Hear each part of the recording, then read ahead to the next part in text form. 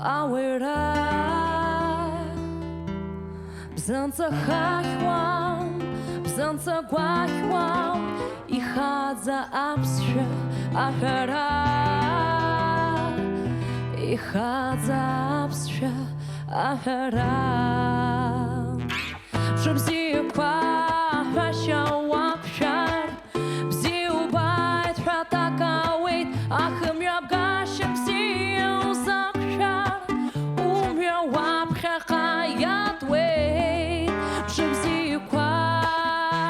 Shawakshar, Zilbait, Ratakawait, Achim Yabgashab, Zil Sakshar, Yawabshachayat way. Ichadzi ho, Ajachaloit, Awyutusa, Iguachna. Ichadzi ho, Ajachaloit, Awyutusa, Iguachna. Awyutu saigu akhna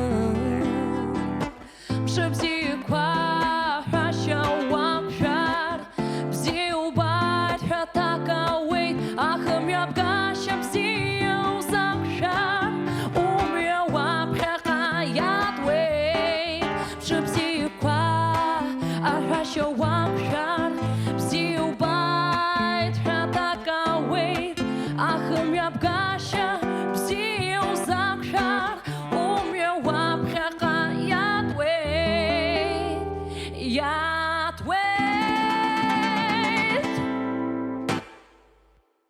Итабуб Рамина, Итабуб Джамбул, Бала Карадара, Дзичтыш, Хитабрим Мшибзе, Квахаша, Цухтун Пиамтази, Курцоти Смахайшти.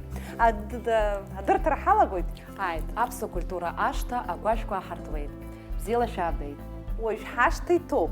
Джамбул, Жордания. Максим Бусловский. Мате Циквитари.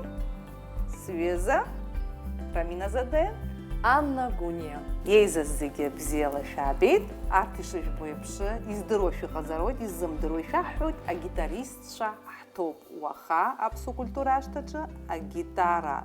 А музыка. Радшахойт. Хаштат Нарчавяуит. Уибзие избо. Шад Хабхалойт. Хадыратра. Вы знали, что первые гитары делали из панциря черепахи, а также из высушенных плодов тыквы? Меня это очень удивило. Ну, на самом деле инструменты делали не только из кокосов делали, даже из пустых, уже упавших деревьев делали. И много из чего делали. А из чего ваши гитары? С разных пород деревьев склеиваются эти гитары. Ну, например, моя гитара, это, как говорят, это сосна. Там есть махогани, махагон называют его. Гриф обычно делает клен канадский, но у меня это тоже махагон. Ну, они на самом деле из разных пород деревьев вот делают. У Макса гитара выпуклая, да. с каким-то выпуклой стороной. Да, это особенная гитара, Ovation. Ты скажи. Ovation, которая делается из вертолетного крыла. Да. Ну, в смысле, не из вертолетного крыла, а из компонентов, из таких компонентов, из которого делают, это такой специальный, это химический сплав, какие-то клей, там какие-то ткани специальные, она легкая, но очень прочная. И кто создавал, это буквально недавно смотрел просто про эту передачу, я вообще часто смотрю передачи про то, как делают гитары, из чего делают гитары, поэтому все время в теме нахожусь, несмотря на то, что я работаю в театре и сейчас музыкой мало занимаюсь.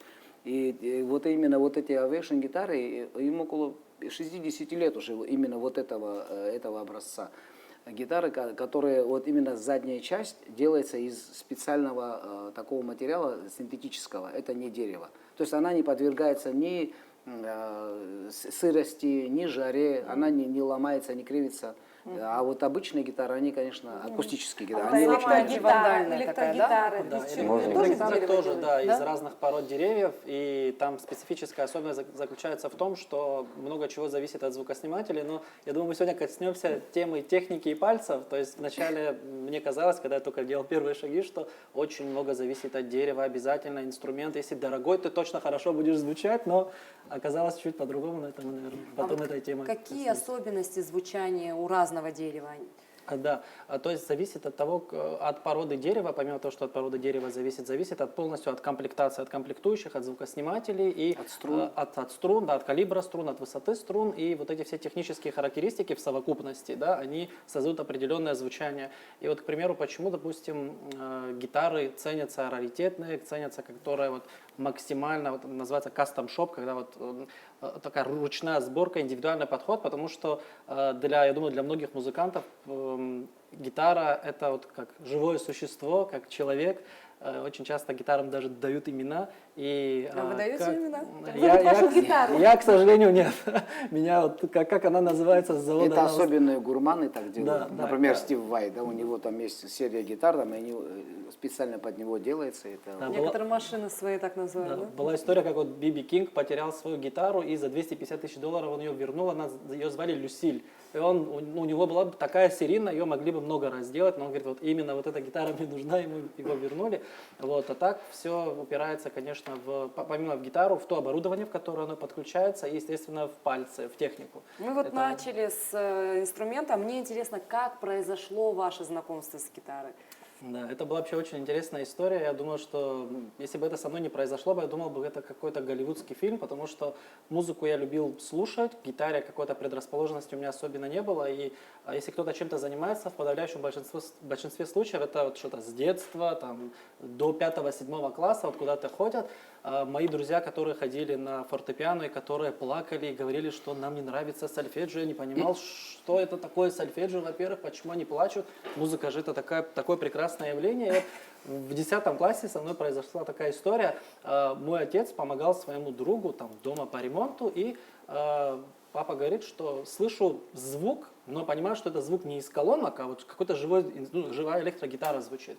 15 минут, 20, 30, 40, и вот 2 часа, и вот молодой парень выходит с электрогитарой, и я, говорит, у него спросил, там, это ты играл или там музыка какая-то была, просто занимался. Он говорит, нет, это я играл, а папа говорит, вот мой сын любит музыку, можно я его к тебе там приведу.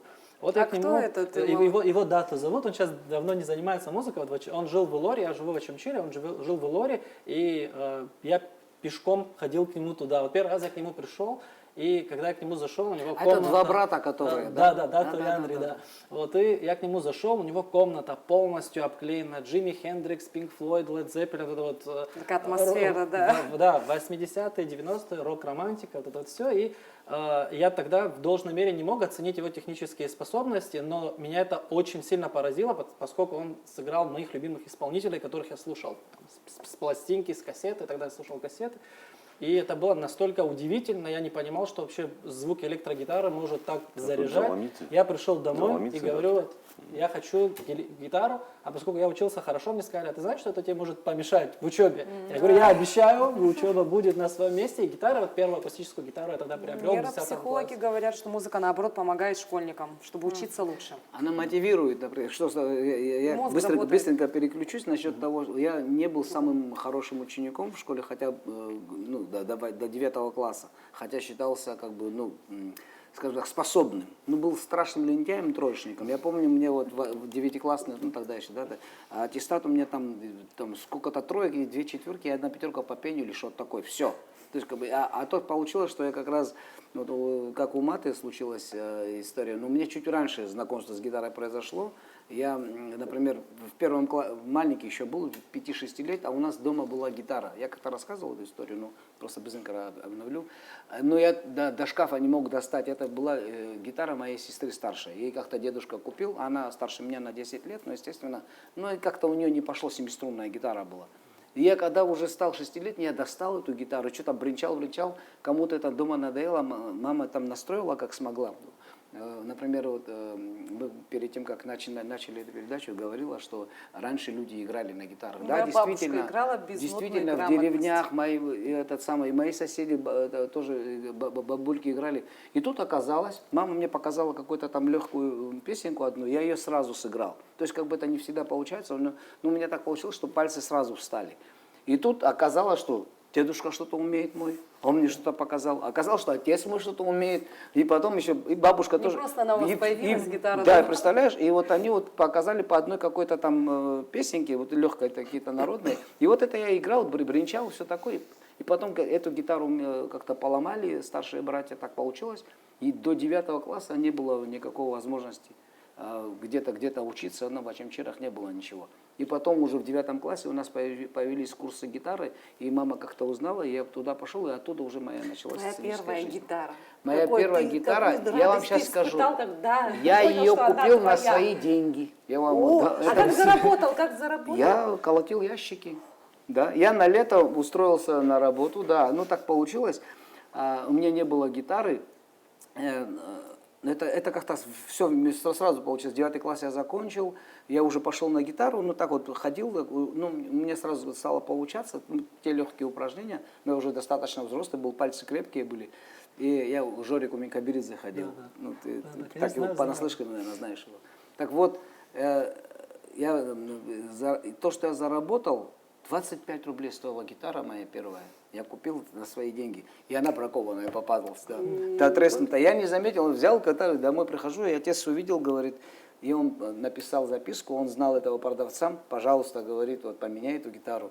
Мы пришли туда, он мне дал вторую гитару. Вот эта гитара у меня до послевоенного времени держалась, а потом я ее, ну как бы я ее точил и переточил, сломал. Как здорово, Вот что- такая забавная что, была история.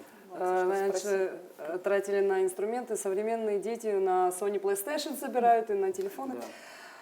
Здорово. Макс, подскажите, пожалуйста, вы пишете музыку или только преподаете? В молодости писал. Да, почему А вот- сейчас как-то, сейчас, допустим, на работе, когда постоянно музыка, да, вот с утра до вечера, и потом даже в машине у меня нету магнитофона, не ставлю, ну, устаю от музыки, и потому не хочется, дома хочется тишины там.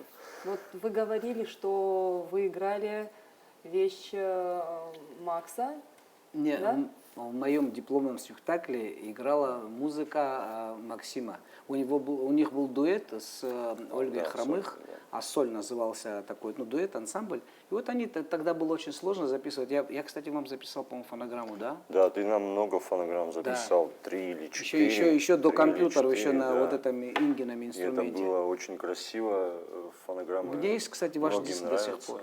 Вам- И вот и так она просто так попала в мой спектакль, что и она стала лейтмотивом этого спектакля.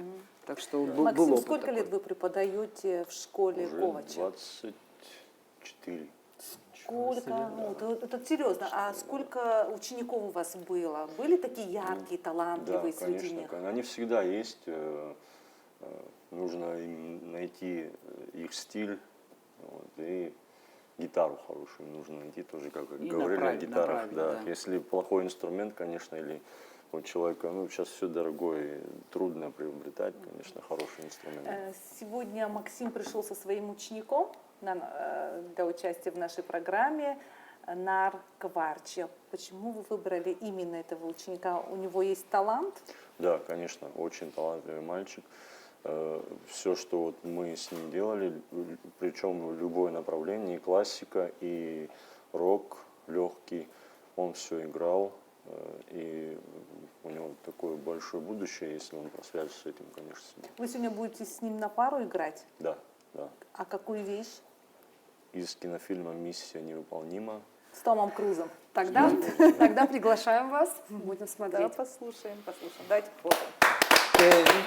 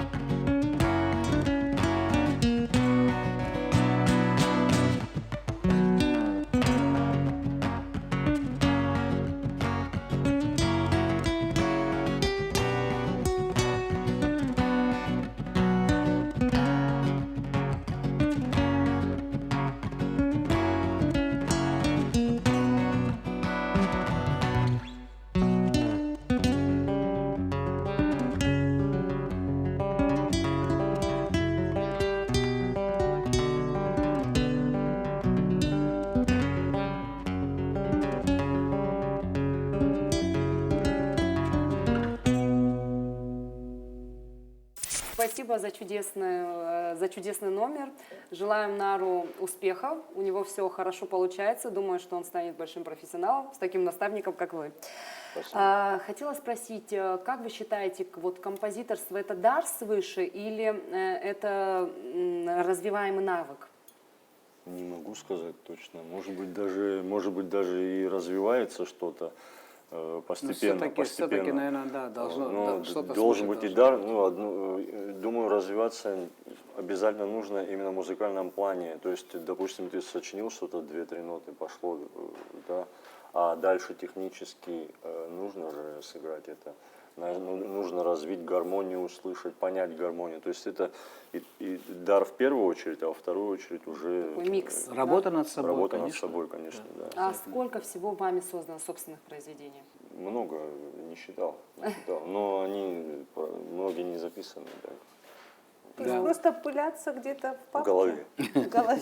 Но если придет к вам ученик, который вас очень вдохновит, есть такая вероятность, что все-таки мы их услышим? Конечно, конечно. Тогда будем ждать.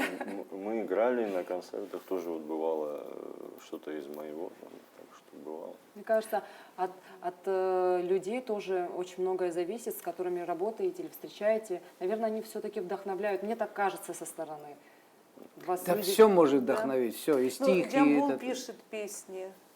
Маты, вы тоже пишете. Я в процессе, сейчас в основном для театра пишу, для спектаклей. Ну, например, одна из больших моих работ, это я весь спектакль озвучил, наши виндзорские красавицы, проказницы по Шекспиру. Это, Это были твои мелодии, всё- авторские мелодии, всё, да? да, это абсолютно авторские, да, это именно для этого спектакля написанные. А так я и песни сочиняю, но в основном песни я сочиняю на абхазском языке, на абхазские тексты. Ну, если в театре тоже сочиняю песни, но там для спектакля опять-таки. А так для себя пишу то, что мне нравится, это та тематика, которая озвучивается в поэзии. Для этого пишу песни. Ну, они так, опять-таки, не на широкую публику, для себя. Ну, кому-то нравится, слушают. А вам больше нравится для детей писать или для взрослых? Потому что я знаю, что у вас очень много детских именно Много. песен. Да. Ну, я, например, для проекта, вот 4 года назад я закончил проект, вот «Кыны парены», то, что помню, да. Анна Куршицова. Так получилось, что мы на этой передаче, или на какой-то передаче мы говорили о том, что не хватало детских песен. Вот, например, вот в этом проекте я собрал 62 песни. Из 62 песен 31 моя. То есть как бы есть авторские, где и тексты тоже написал, а есть только музыка и на авторов наших поэтов. А еще 31 песню я собрал из того, что было. Например, кто-то там из старых композиторов, и Гумба, и Чингелия, и Умара Сангулия есть, и Зухба Заура. То есть как бы все песни, которые мы пели в детстве. Рамина занимается детьми, вокальных студий у нас несколько детских.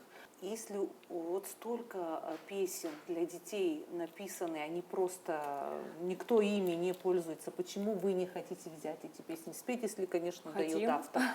Обязательно Другие Да обратитесь. нет, я на самом Или деле все просто эти он не песни... дает, я не Нет, я наоборот, я их выложил в YouTube, чтобы даже было легко доступно, чтобы не надо было меня искать, например. Там. Если, допустим, захотят эту песню, Саида Габни иногда мне пишет, там, вот эту песню, вот это я штук 10 я отправил, там, мне были какие-то минусовки. Там, и если не успеваю, то она быстро успевает с кем-нибудь сделать, потому что гармония там несложная, ну, можно свою аранжировку сделать, в конце концов.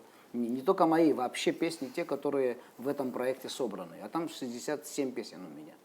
Это И чудесно. И этого, я вам скажу больше, этого мало. Мало? У нас постоянно Ну, должны обновляться если бы новые эти песни песни. пели бы, может быть, мы говорили, что Ну, мало. они А должны сейчас быть в ротации, их они должны мало как-то кто поет. доходить Да, людей. вы Ну, просто у меня сказали, нету что- времени этим заниматься и ходить и рассылать. Я сделал вот как бы...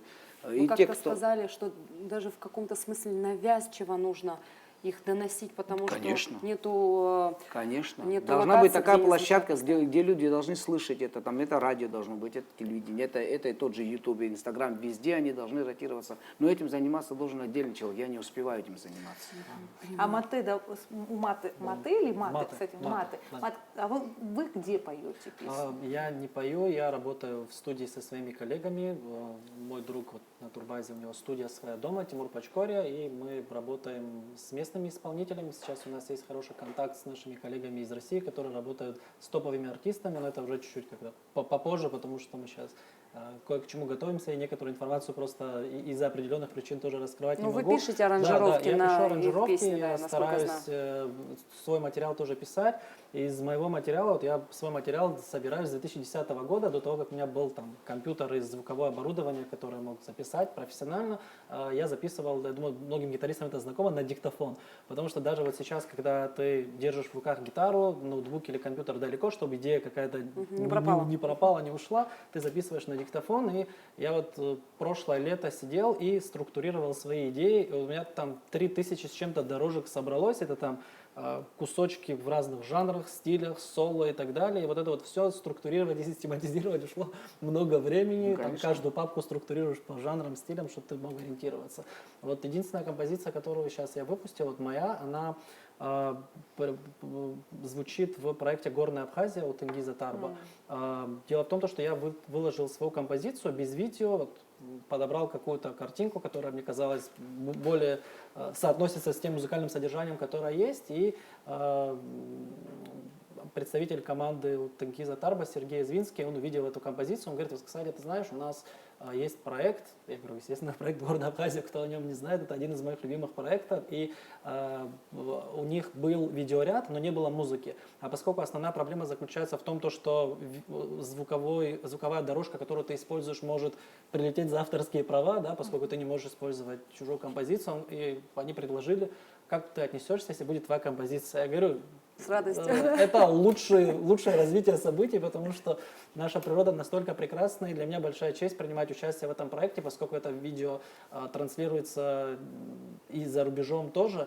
Вот пример приведу, когда люди из-за границы спрашивают, вот, там, расскажите про вашу страну, мы не слышали, не видели, я знаю, что есть такой проект, есть какое-то видео, можно показать, рассказать. Все почему-то думают, что это какое-то там голливудское кино. Я говорю, нет, это наша страна, это реальные кадры, это все у нас такое прекрасное есть. Какие практики и знания, по-вашему, полезны для музыканта, Да, гитариста? вот чуть-чуть в продолжении к теме по поводу композиторского таланта и так далее.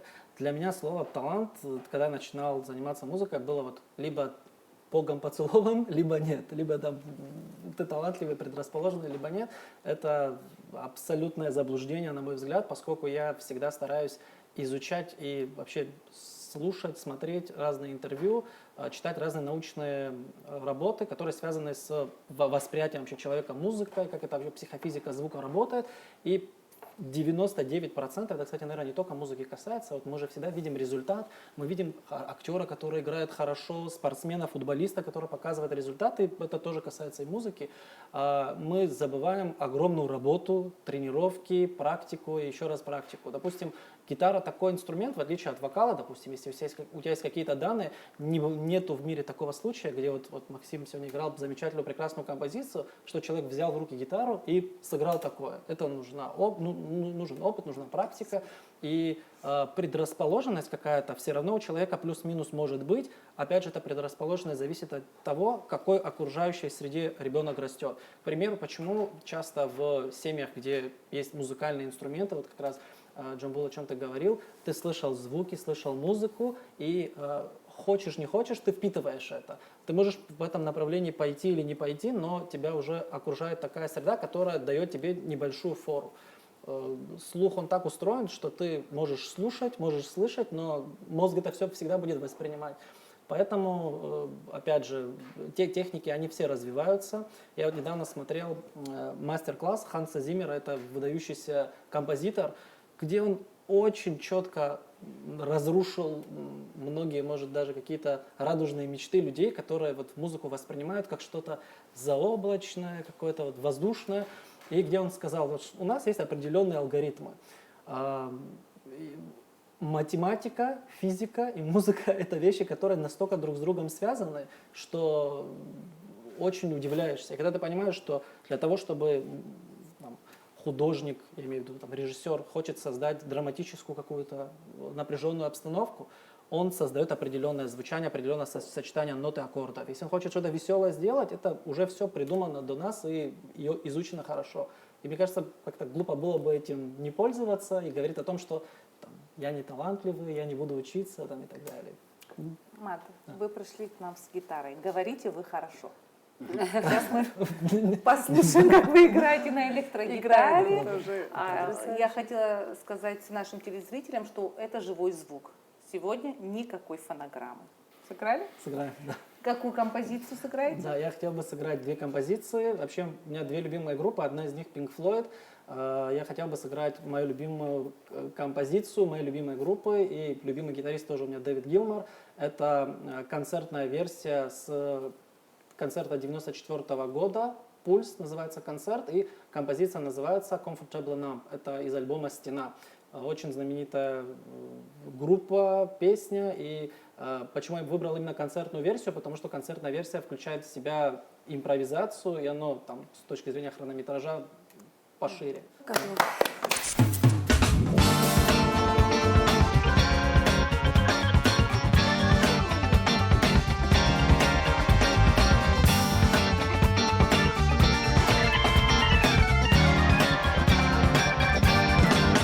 Now there's only so much oil in the ground.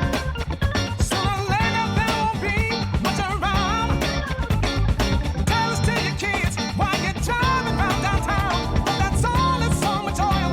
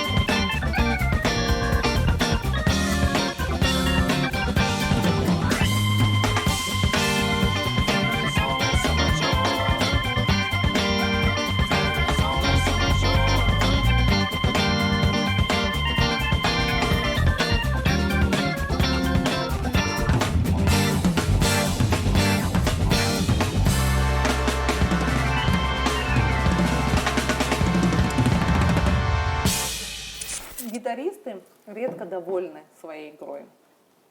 Я так понимаю, пообщавшись с вами. Когда вы говорите, что ой, там была не та нота или не та струна, не знаю. Ну, я слушала вас, для меня все идеально, я ничего не слышу. Может, я плохо вообще слышу? Поэтому хотела спросить, а сложно импровизировать? Когда Ну, вы это конечно. понимаете, что вот сейчас вы можете импровизировать? Нет, не то чтобы сложно импровизировать, это бывает оно идет, не идет, это так же как беседа, иногда идет, не идет, иногда, то есть это все зависит от Коньячок выпить, настроения, любая беседа пойдет, а импровизировать под коньяк? да, Навык, от настроения, только навык. да, навыки это в Очень первую, да, серьезно, да. настроение и как бы техническое уже все, да. Импровизация хороша, когда она отрепетирована. Это очень, очень правильное, мне кажется, выражение. Ты должен быть настолько в форме, что дело в том, что импровизировать можно есть какие-то каноны, да, там, например, есть определенная последовательность аккордов, ну там, как попало импровизировать нельзя. Есть какие-то рамки, есть какие-то правила. Если ты правила знаешь, тогда ты можешь импровизировать. Если ты сейчас не в форме и не совсем понимаешь, куда гармония пойдет, это очень сложно. Например, я не могу импровизировать, это вот правда. Я как музыкант, я больше как ритм, скажем так, ритм-секцию Я вот так сейчас озвучивал. спросила бы, вот импровизация зависит от характера? Я просто тебя Конечно, знаю да. хорошо. Ты степенный, Конечно. стабильный, Нет. эксперименты не любишь. Нет. Это значит, Ну, немножко допустим, обезбашенный должен быть человек, чтобы... Ну, слушай, волей-неволей, вот, например, что касается сцены актерской, вот там я импровизирую, если я хорошо в материале, я могу импровизировать и могу там сбить с толку всех и буду всех хохотать, но я не буду выходить за рамки, скажем так, жанра, за рамки смысла. Но я могу, например, сделать там, сегодня у меня реакция там, я репетировал так, а могу сделать вот так, и, например, да, сейчас условно. Но это будет импровизация, я сейчас очень такой условный, такой маленький какой-то пример привел. Но импровизация может быть очень длительная. Например, в спектакле «Оскар» есть у меня кусок, где вот это сумасшествие у него, я там, у меня нету готового рисунка. Вот в тот день, какой зритель, в тот день, какое у меня состояние к этому времени, вот столько я и могу делать. И все будут стоять и меня ждать. Ну, потому что там мне позволено это сделать. То есть вот эта импровизация. Я должен быть хорошо в материале. То же самое с музыкантом. Он должен быть хорошо и владеть инструментом, таким, неважно. Это все. Импровизация зависит от того, насколько ты готов, насколько ты хорошо владеешь этим инструментом. Вот от Ну и этого также очень время зависит. нужно для этого. Ты сидишь, допустим, пришел на репетицию с группой, там играют барабан, соло, ритм, и это у тебя его времени просто нету. Посидеть, допустим, часик, вместо, допустим, гамм скучных играть, допустим, симпровизировать что-то, сидеть полчаса, час, разыгрываться. Так наши группы всегда делали, вот старые, Сан-Себастьян, там наши, они сидели, Разыгрываться. Да, и это получалось, то есть, если человек чем-то занят, у него вот сегодня там репетиция, потом спектакль, да, как у тебя, то нету времени на это все. А так ты Слушай, тоже у сможешь меня был импровизировать. однокурсник до войны еще. Он сейчас уже перестал гитарой заниматься. Он к нам сразу на 3-й курс поступил. Ну, он дома занимался. По 12, по 18 часов в день сам занимался. Наш сухумский пацан. Ну, он армянин. Нет, он Кузнецова его фамилия была. Мама армянка была. Такой смешанный такой ребенок был. Ну, ребенок, он мой ровесник был. И он когда пришел, а мы уже 3-й курс, типа, мы уже грамотные. И когда к педагогу пришел, я говорю, хочу немножко вот, типа, на ноги встать, теорию подучить. А что ты, говорит, умеешь? И он, и мы такие, сухумский парень, и мы так бросали гитару, давай еще. То есть, как бы, и вот он, так получилось, что я в армию ушел, и вместо меня его взяли на мое место, и он, как бы, 3-4 курс уже, как бы, доучивался без меня, и когда он заканчивал училище, я как раз с армии пришел, я помогал им. У нас, как бы, в училище было так, что эстрадный факультет должен был обязательно сделать какую-то концертную программу для педагогов, ну, как экзамен. Это был госэкзамен. И вот я уже ему как басист, я вообще бас-гитарист был тогда. Это я сейчас играю на акустической гитаре, и в основном ею занимаюсь, потому что она мне помогает и сочинять, и играть, и не отходить от этого дела как музыка. Так вот, К слову о том, по 12-18 часов человек занимался. Вот эти скучные гаммы играл. Вот нам не хватает вот таких вот людей. Вот Матвей сейчас, по-моему, такой псих. Нет, кстати, нет. Я об этом тоже могу рассказать. Нет. Нет? Нет, потому что все должно быть в балансе. И у меня никогда такого не было, чтобы я гитару брал, потому что нужно выучить. Абсолютно нет. Нет. Бывает такое, что Для 2 того, дня чтобы быть вообще в могу. форме, надо быть она должна быть у тебя все время на руках. Да, Это- но мне кажется, что музыка, вот я почему пример привел моих одноклассников, которых насильно отправляли, музыка все равно должна быть в удовольствие. Да, Когда конечно. ты видишь то, что ребенок Вот, не хочет, вот предрасположенность, к слову, об да, этом. и правильный подход, но там в чем была еще идея, то что их били по пальцам. Ну вот от когда- преподавателя тоже когда такое зависит. мне Скажите, говорили, Анастасия. меня это удивляет, потому что я никогда не тоже голос не повышал, а как можно вообще мотивировать Дело- чем-то насилием, это для меня странно как-то. В этом плане, почему вот в такие вот, как в секции, как в обычные какие-то кружки, дети с большим удовольствием идут, потому что там с них не требуют сразу с них делать. Программы нету стабильной, Да, вот надо нету. вот это вот. Они видят по ребенку, например, я так работал, я 19 лет тоже преподавал, сейчас не преподаю, потому что просто Его нету времени этим возможности, заниматься. да? Да.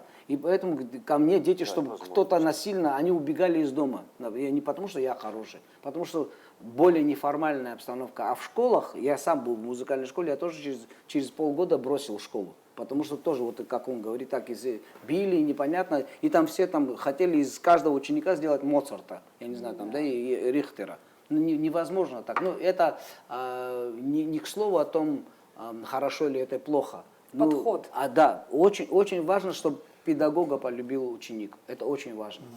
Возвращаю вас к вопросу импровизации. Зрители говорят, что Рамина поет мало.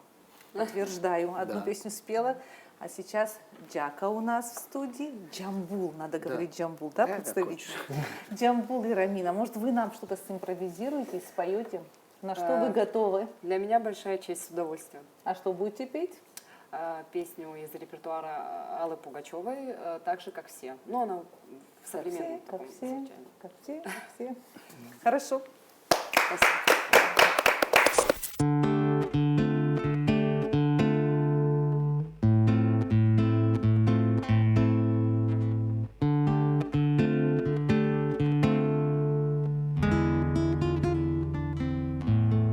Кто не знаю, распускает слухи зря,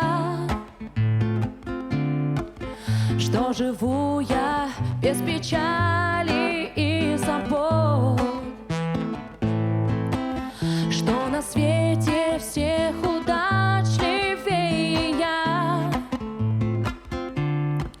и всегда, и во всем не везет. Так же, как все, как все, как все, я по земле хожу, хожу, и у судьбы, как все, счастье себе прошу. На-на-на-на-на-на-на-на, на-на-на-на-на-на-на, на-на-на-на-на-на-на, счастье себе прошу. Вы не верьте, что живу я, как в раю, и обходит стороной меня беда. Точно так же я под вечер устаю и грущу, и реву иногда. Так же, как все, как все, как все, я по земле хожу, хожу, и у судьбы, как все, счастье себе прошу. На-на-на-на-на-на-на, на-на-на-на-на-на-на, на-на-на-на-на-на, счастье себе прошу.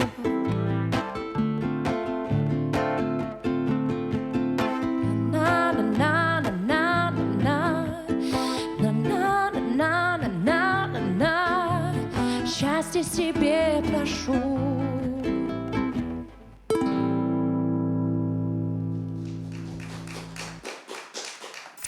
расскажите, пожалуйста, нам интересную, поучительную или веселую какую-нибудь историю, связанную с вашей преподавательской деятельностью. С учениками? Да. Их много всегда. Ну, всегда. Ну, это вы же такие тоже с детьми преподаете? интересно, Вопрос для и всех. они все разные. Ну, был у меня ученик один чуть немножко странный, пусть он меня простит, если увидит. Вот странный такой. И я там говорю, допустим, так вот это упражнение раз 500, вот это раз 500 образно говорю, и все там, и у тебя пальцы не узнаешь на следующий день, если ты вот так поиграешь. Вот, и он на следующий урок приходит ко мне, говорит, вы знаете, я, говорит, пытался раз 500 одно упражнение, после 350 сбивался всегда, говорит, со Он счета. выполнил ваше задание, самое главное. Честно, Так жалко его было. признался, да. Он на самом деле вот такой ему скажешь, вот это надо делать, и Обязательно. он разорвется, он это будет делать. А тут сбился со В счета. а тут он спорте это 500 важно, сделал. а в Да, музыке да. это важно. Такая настырность в музыке тоже Обязательно, важна, как в обязательно. Вот, спорте. допустим, Мату сейчас сыграл, у него просто филигранная точность, вот мне очень нравится, когда. И это, чтобы отработать это вот именно на электрогитаре, там тончайший просто инструмент, тончайший, и это все отработать чистенько, вот так сыграть чистенько именно, это очень мало кто так может. Да. Чепелянский, всем нам известный, Царство Небесное, он уже ушел в мир иной. Вот он был моим педагогом, и так получилось после войны, вот эта холодрыга, и мы там ходим с этими гитарами, и пальцы замерзшие. А у меня был однокурсник, ну, не всегда был готов показывать какие-то вещи. И вот он говорит, как вы можете, вот вы не представляете, вы не такие великие, чтобы могли позволить себе там, скажем так, пролениться и что-то не сыграть. Я, говорит, помню, как Рихтер проезжал, Рихтер величайший, один из величайших пианистов он уже рассказывал 70-х годов, да. Он не в 70, это было в 70-х годах, он уже тогда был великим. Он приехал в Сухум, и прежде чем в филармонии там ему рояль поставили, вот, он давал концерт, он попросил в училище, как бы не так много было хороших инструментов, чтобы играть это. В этом плане музыканты очень как бы, дотошные, да, дотошные, и они должны чувствовать этот инструмент. И он попросил в училище, как бы, чтобы никого не было, чтобы никто не заходил, и он должен был там сколько-то там часов, он ушел туда, но он должен был разогреться перед тем концертом. И я, говорит, прокрался, он педагог уже, один из очень, скажем так, известный и очень уважаемый педагог был уже тогда. И я подкрался и подслушал его. И я, говорит, сидел около получаса, больше не смог, потом пришлось уйти, говорит. Вот он сидел, говорит, одну фразу «клум, клум».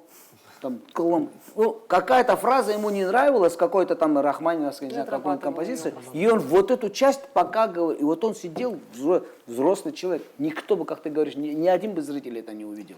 Но он для себя вот эту планку поставил, и пока я идеально ее не сделаю. То есть как бы это вот такое какое-то что-то должно щелкаться у каждого исполнителя, у каждого профессионала. Что он хуже, чем было, нельзя делать. Всегда надо расти. И уже взрослый, уже известный. И он сидел, говорит, и вот это вот колом, 3 нотки, вот эти, говорит, я, говорит, уже сидел, уже не знал, ну что-то уже. Каждая, говорит, идеально для меня была, для него, для композитора, музыканта. Каждый, говорит, его был жест, но он его доводил. Потому что, чтобы это было автоматом. Вы когда стали говорить о Чепелянском, я думала, что вы расскажете что-то связанное с ним. Он был очень строгий. Я тоже была его горе-ученицей. Да не, он не был строгим абсолютно. Ну, Он- по крайней мере, С ним можно было Для дружить. трудолюбивых, Просто он наверное, не громкий был строгим. Он был очень Поэтому- громкий и громко разговаривал. И Ну да, шутя не это все, строгий, это а, не строгость, да. это было юмор и строгость, юморная мы такая приходили строгость. с опозданием, Я предположим. насчет этого занятия вот как раз тоже хотел. Саша Стемрюк сегодня не пришел. В училище Хорошо когда учился. напомнил, да. Саша Цамбрюк, мы тебя ждали, ты не пришел, Да. стол пустой, Ну, у пошел него, к Саше насколько шоу знаю, на да. репетицию. Уважительная причина. Да, в У него следующий раз. всегда уважительная причина. Он не приходит всегда. И что? И как-то он учился же в училище там, но я у него преподавал там немножко там. И у него гитары не было нормальной. Как-то я дал ему на 3 дня свою гитару. В общем, приносит он мне. Его мама рассказывала, он 25 часов занимался, говорит, в сутки. Приносит он мне гитару, струны были новые. Вот когда я ему дал, они уже были полностью грязные, стертые. Гриф горячий был просто, горячий гриф, он только вот... Да. Он настолько много занимался, что связался испортил этой свои гитарой, пальцы. короче говоря. Вот настолько перезанимался. Да, у него лопались вены от боли. Вот такой вот. Ну, значит, не Неугомонный. просто так, он один из лучших гитаристов в Абхазии, правда ведь? Да, я так понимаю. Да, ну их много, конечно, у нас. Их много сейчас. хороших Да, гитаристов у нас хороших много гитаристов. Он, в Абхазии? Саша это уникум такой, потому что он может и симпровизировать, и зрительно это очень интересно. Артистизм у него бешеный просто прет. Да. Он чувствует эту песню. Это видно по его эмоциям на лице, что он прям чувствует песню. Я помню первый раз, когда я с Сашей познакомился, тогда были популярны фестивали «Рок Абхазия». Я помню, там наши коллеги тоже приезжали с Северного Кавказа, с Осетии, и Саша тогда выступал, он играл Вивальди. Он сделал такую неоклассическую роковую обработку в времена года, и для меня это было большое удивление, и меня удивляло, что не все как-то разделяют мой восторг, потому что я как гитарист это понимал, я делал тогда только первые шаги, для меня это был виртуоз просто невероятно. И я там с другом, с которым мы приехали, я подошел к нему и говорю: здравствуйте, вы очень круто, классно играете. И он мне всегда напоминает, когда мы где-то выступаем, он говорит: Мата, ты помнишь, когда говорит, вы к нам подошли, к нам, говорит, никто не подошел, вы к нам подошли. Я говорю: ну, конечно, ты такое сотворил, там было сложно, говорю, к тебе не подойти. И Саша один из тех местных именно музыкантов, потому что когда ты смотришь на какого-то там, как ты приводил пример, там Стива Вай или Джимми Хендрикса, это понятное дело, но это все там. А когда есть здесь живой человек, с которым ты можешь пообщаться, какой-то опыт перенять, многому научился у Саши тоже в этом плане. Так что жаль, что его сегодня нет. Саша, привет тебе огромный. Ну, у нас очень много гитаристов, на самом деле, и начинающих прекрасных, и вроде вот только немножко играют, но уже они, видно, что будет что-то, да, и... А где их можно увидеть? И Ну, где, взрослых, да, можно и слышать? взрослых очень В много основном на гитаристов, которые концертах просто... школьных. Нет, ко мне пришел ученик, один, ну, как бы он уже играть умел, и за год он сам научился играть по YouTube. Он выучил технику фингерстайл, это новая техника, ее буквально вот сейчас ей 8 лет, где-то 8-9 Нет, лет. не, этой она технике. стала было, популярная она- сейчас, да, а так она- она-то, конечно, Сначала да, кто-то конечно. пытался таким, но это стиль новый вообще. Да. И он научился играть, я просто не могу передать, что это такое, но это было верх техники вообще от фингерстайла. Но он ушел, потому что увидел, что перспективы нету. Ну, гитарист отучится, допустим, в училище, да, студент отучится, потом он может преподавать или больше ничего. Ну, зачем ему время терять? Он пошел на другую специальность учиться, вот так вот. То есть нету развития. Макс, мы очень хотим еще раз вас услышать.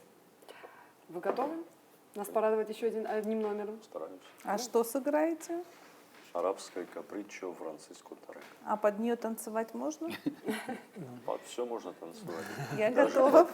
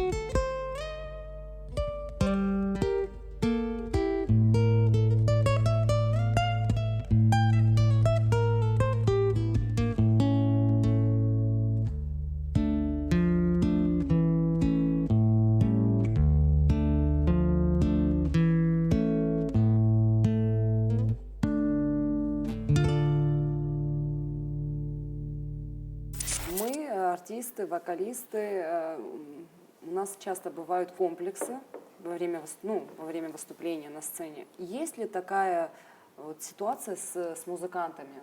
Есть ли у вас комплексы, страхи какие-то, с чем они связаны? Это вот Я тоже лично, вопрос ко всем. Да, очень тяжело, конечно, выходить на сцену перед зрителем, очень тяжело. Просто хочется играть, а выходить всегда... это нужно быть. От чего боитесь? От чего Никак боитесь? нет. Просто артистизм нужен какой-то. Страхи всегда есть, мало ли, там бывает, в актерской жизни, да, там тексты вылетают, но надо, главное, не смысла не выходить. Да. А у музыкантов, мне кажется, да, я как могу с этой точки зрения тоже говорить, если музыкант как бы хорошо знает композицию, что у него всегда есть защита, у вокалиста ее нет. У музыканта всегда есть инструмент, он может за ним прикрыться. А у вокалиста нет, вокалисту гораздо сложнее, потому что он фронтмен, он там текст должен, там гораздо сложнее. Музыканта, конечно, своя фобия перед есть кем тоже. Там выступать? Вот площадки тоже разные бывают. Конечно. На каких площадках, на ваш взгляд, сложнее всего выступать? это индивидуально, на мой взгляд, но и потом вообще любой артист должен обязательно, это мне кажется абсолютно необходимо, он должен и на камерной площадке нормально себя чувствовать, и на средней, и на большой. Он везде должен уметь работать. Это, есть вещи, которые невозможно сделать. Например, там, если моноспектакль маленький, там, на большую сцену ее очень сложно переносить. Потому что там есть как бы там, шепот, там есть взгляд, там нужно видеть это, если что касается актерского. Что касается музыки, сейчас это полегче, потому что здесь аппаратура, микрофон, это все можно усилить, можно поставить камеры, это все будет видно. Мне кажется, что на любой площадке должен комфортно себя чувствовать или сделать так, чтобы себя чувствовал комфортно. Многие музыканты, это очень такая тоже старая практика, делают для себя такую вещь. Они берут коврик, свой домашний коврик, на чем он репетирует, кладут его, и вот этот уют ему создает какая-то энергетика вокруг. Да, Андрей тоже рассказывал, они сейчас тоже так начали делать. Да. Под барабаны кладет барабан на любом концерте. Я говорю, поставлю туда, им как-то так вот. Она создает некий уют. Представляете, вот такие вот штучки случаются, да? Многие музыканты так делают. Стив Vai так делает, да? Этот вопрос хотели задать. Нет, я не хотела, я просто Про хотела тебя страшный сон. узнать. Про страшный неважно. Я хотела просто спросить, а вот ты говоришь комплексы у С чем они связаны? вокалиста. Какие комплексы могут быть у вокалиста? Я про площадки сперва начну. На самом деле, если говорить обо мне, то мне гораздо легче выступать перед большим количеством людей. Когда это вот какая-то маленькая комната, где я должна, сидят там в ряд люди, я должна перед ними петь, это, наверное, ты еще больше ближе, да, к зрителю.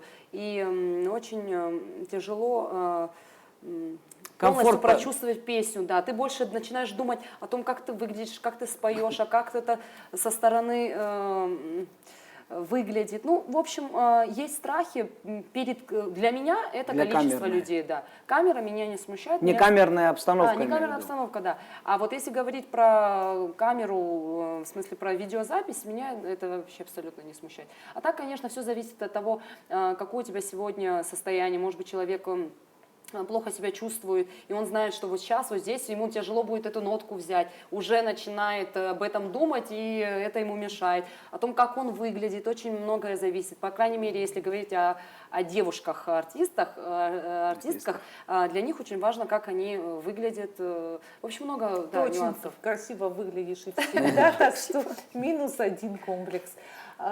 Мат, вы тоже хотели сказать про страшный сон гитариста, если так мне кажется, спросить. что вот чуть-чуть волнения все-таки, наверное, Всегда есть. тебе вопрос, наверное, должно быть, потому что я все-таки, наверное, разделяю вот этот тезис, то, что артист, который не переживает, это мертвый артист, Нет, чуть-чуть волнения, не в смысле страх, что он провалится, а в смысле какая-то вот ответственность, да, вот конечно. я не так часто выступаю, вот последний раз, когда пригласили саккомпанировать на финале Ups and Star, вот чуть-чуть небольшое волнение было перед выходом, а на сцене абсолютно такого нет, но перед выходом все равно всегда есть.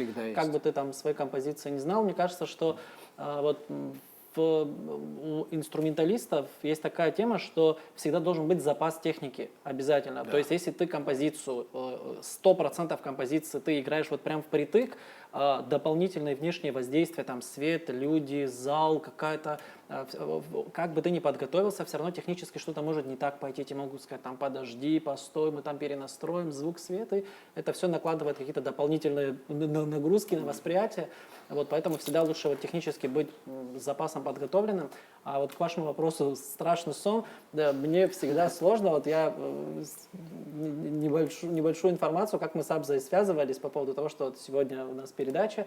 Я говорю, Абза, чуть-чуть заранее приду, звук обязательно настроим, потому что мониторы, чтобы я себя слышал, чтобы звук был нормальный, солидный, потому что это телевидение, все должно звучать хорошо. И один из самых главных страхов для меня это, когда вот ты выступаешь на площадке, где ты себя не слышишь, когда нет мониторов, и ты вот как пальцем в небо, закрытыми глазами, ориентируешься на ощупь. Это всегда очень плохо, поскольку гитара такой инструмент, который должен быть всегда хорошо отстроен. И вот, Максим, как ты сказал, любая деталь, любой нюанс будет слышен, даже если человек имеет, ему, как кажется, плохой слух, провальную ноту и такую фальшь, это ему по ушам сразу будет прям бить очень больно.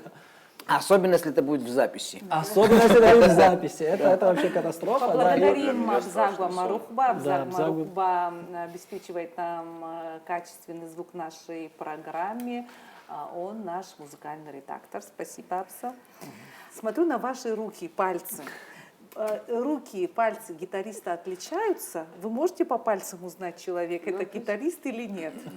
Нет, они такие же Пианиста, руки. говорят, нам должны быть Да, длинные, такие же, да? тоненькие. Это Абсолютно. все Длина пальцев не имеет никакого значения, как и в другом любом деле, сказал великий музыкант. Видимо, вот ногти должны быть коротко пострижены. У всех по-разному, Да. кто-то ногтями, кто-то пальцами играет. Ну, на левой руке, скорее всего, да, потому что на левой там не сможешь. А вот на правой бывает, что, например, у классических гитаристов ногти должны быть, потому что они какие-то вещи они ногтями просто элементарно играют.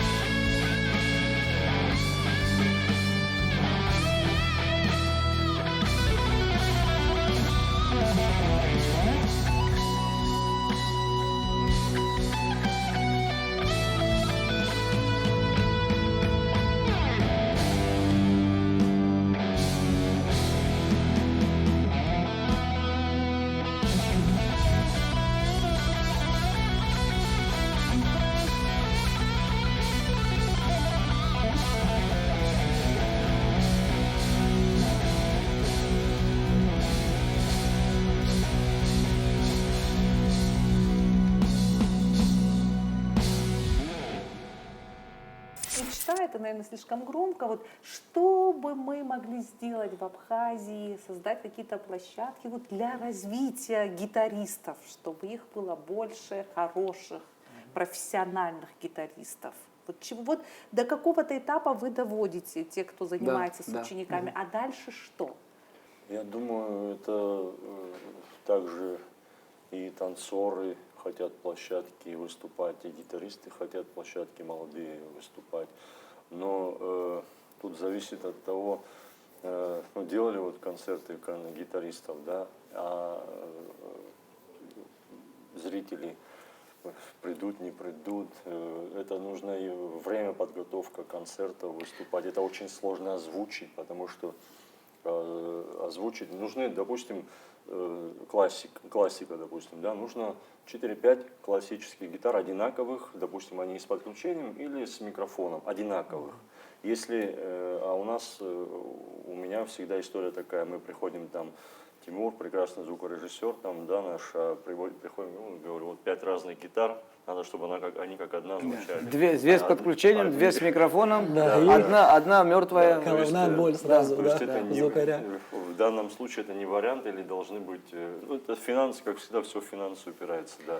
А именно гитаристы, они всегда найдутся, я думаю, талантов очень много, детки прекрасные, вот так вот. Зависит от того, да, какая среда. Если будет возможность, всегда появится и новый музыкант, и вообще любой профессионал появится тогда, когда есть среда. Иногда бывает, что вопреки случается, но это гораздо реже.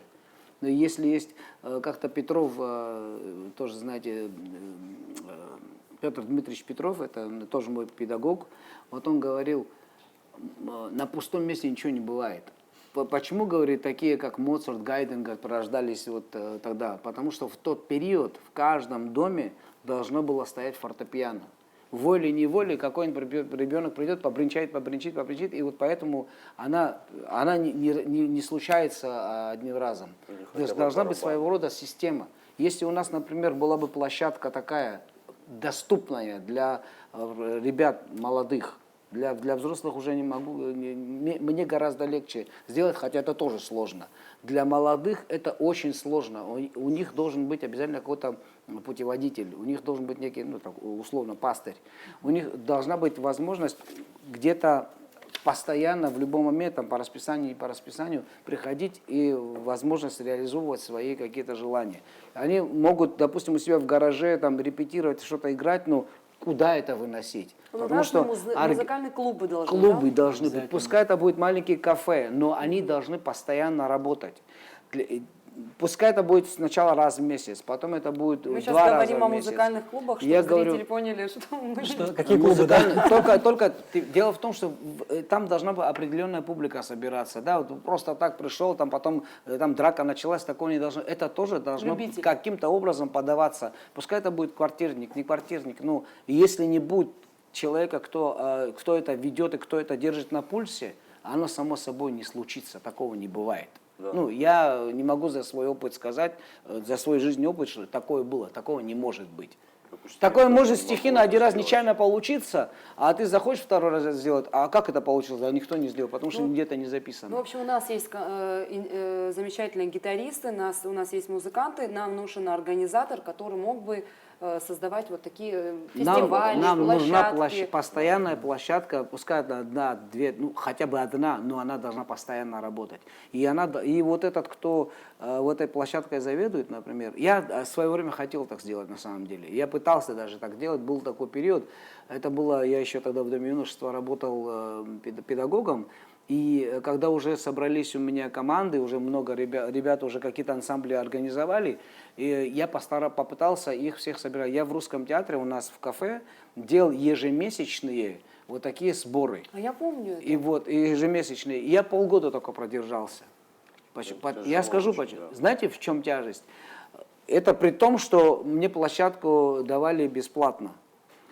А аппаратура была моя, я ее таскал, я ее включал, я звонил этим ребятам, я всегда заранее просил их подготовить какую-то программу, и потом после этого музыканты, кто были, в основном музыканты собирались, мы собирались и потом какой-то маленький сейшн устраивали, хулиганили, там блюз, рок, что-то там, кто что хотел, играли, недолго, но основным была презентация какой-то новой группы. И вот так вот 6 месяцев это ввел.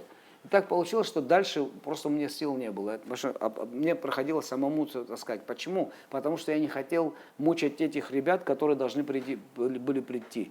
А финансовой возможности нанять каких-то грузчиков у меня не было. И я просто пытался просто показать этим молодым ребятам, как можно делать маленькие камерные концерты. Не обязательно стадионы собирать в начале, не обязательно в филармонии в этой выступать, не обязательно на большой сцене в театре выступать. У нас есть маленькие площадки, и на этих площадках нужно устраивать систематически, периодически. И тогда появятся и музыканты, и те, кто будет стимулирован, как бы в следующий раз себя лучше показать. И его надо все время стимулировать, да? Его надо каким-то образом подталкивать. Потом уже надо и финансовую составляющую тоже как-то решать. То есть как бы они должны какой-то получить, хоть на мороженое, да, хоть какой-то приз. А как это сделать? С билетов это очень сложно собрать, потому что это тоже должно в привычку войти. Вот для того, чтобы в наш театр сейчас так часто и так много ходили зрителей, и Ираклий, например, очень много сил и очень много вложений сделал в это. И реклама, и Инстаграм, и Фейсбук, и видео какие-то и какие-то постоянно, даже сейчас, ежедневно у нас ходят и работают люди, которые занимаются привлечением зрителя в театр. То есть как бы это очень серьезный труд, вот именно организаторский имею в виду. А так артистов-то у нас сколько хотите, только куда они будут выходить? Я вот просто представила, Мата, хочу вас подключить к этому разговору. Сейчас Чемчирская набережная такая красивая, и на Чемчирской набережной мини-фестиваль для гитаристов. Да, Можно я вообще думаю всегда в контексте не только гитариста, а вообще музыкантов, поскольку гитарист сам по себе, как автономная единица, он всегда будет больше расти, когда он будет взаимодействовать с другими музыкантами. Вот у меня какой пример был, я долгое время, это мы называем диванные гитаристы, да, когда ты дома сидишь, сам играешь под минусовки и так далее, и когда ты встречаешься с живой группой, вот я помню, у меня всегда так в жизни, не знаю, почему такое происходит, я очень благодарен этому явлению, что в школе как-то было интересно, как-то я больше общался со старшими, и когда вот музыкой начал заниматься, я играл чуть ли не со своего отца ровесниками. И для меня это был огромный опыт, и первый раз, когда я попал в музыкальный коллектив, приезжал там с Чемчиры, с гитарой, играл, для меня это было удивительно, насколько нужно, во-первых, взаимодействовать, то, что группа это не просто, вот я пришел, свое отыграл, там, как в школе, да, оценку получил, и от меня это зависит, все, я там пришел, ушел. Нужно взаимодействовать, музыканты разные, группа, она как живой организм. Вначале это с чем связано? Когда тебе кажется, что тебя не слышно, ты обязательно хочешь свой инструмент сделать громче и так далее. И ты понимаешь, что есть какая-то эстетика, культура, ты должен поддержать своего товарища, не перекричать, наоборот, создать те условия, чтобы группа как вот механизм, как часы работала.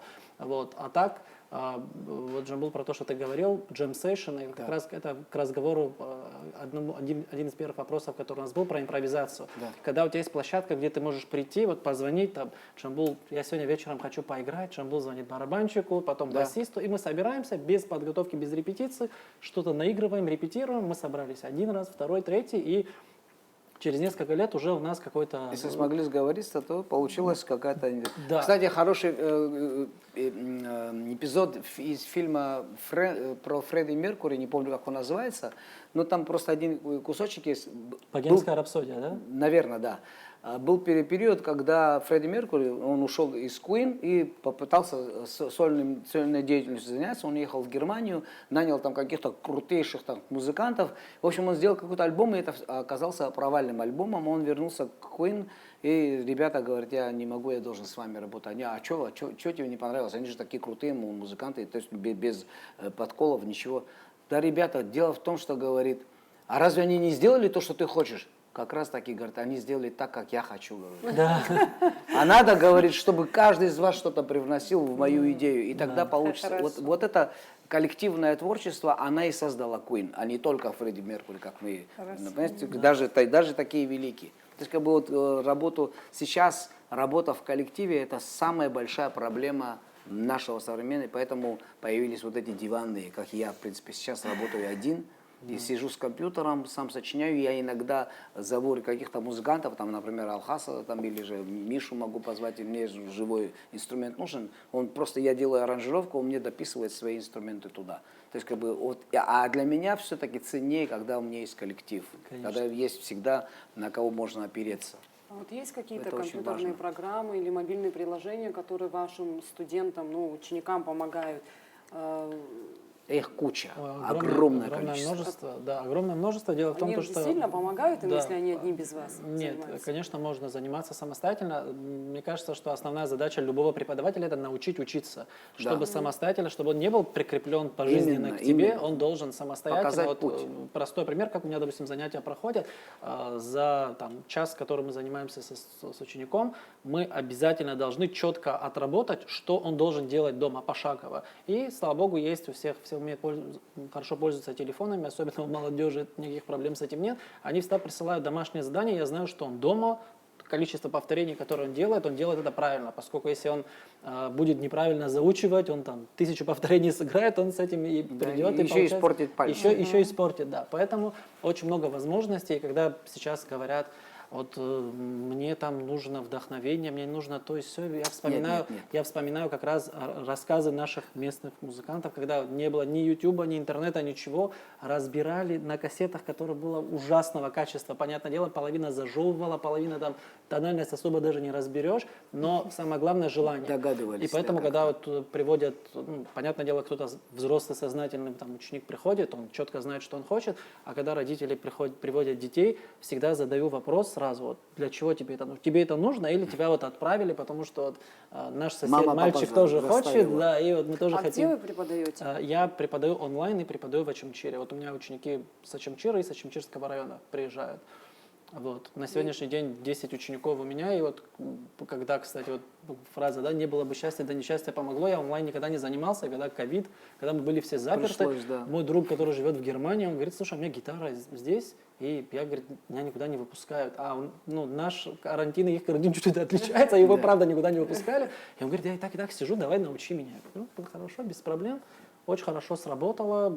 Самое главное, чтобы было желание. Опять Привычка же, у тебя тоже у появилась. человека, если будет желание, он миллион возможностей найдет. Если у него нет желания, миллион причин не делать. Еще Петр Дмитриевич еще мне говорил такую, тоже эту фразу, ленивцам, говорит, музы не являются. Да.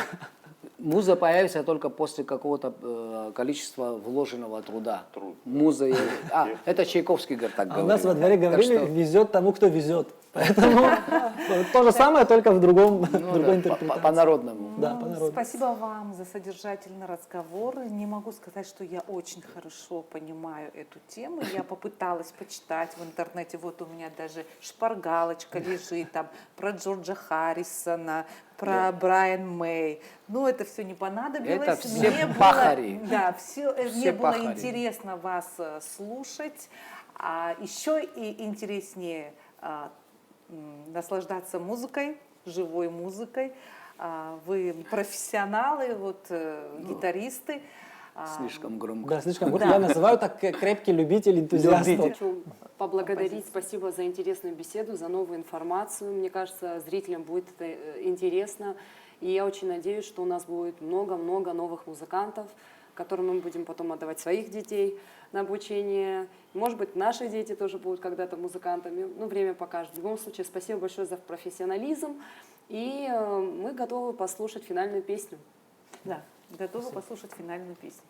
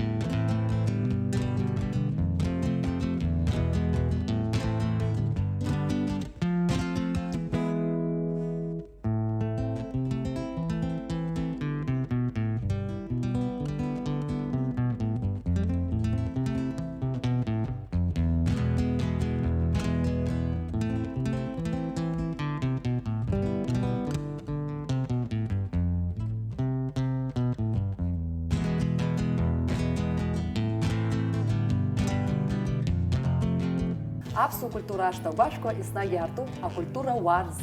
Apsiers.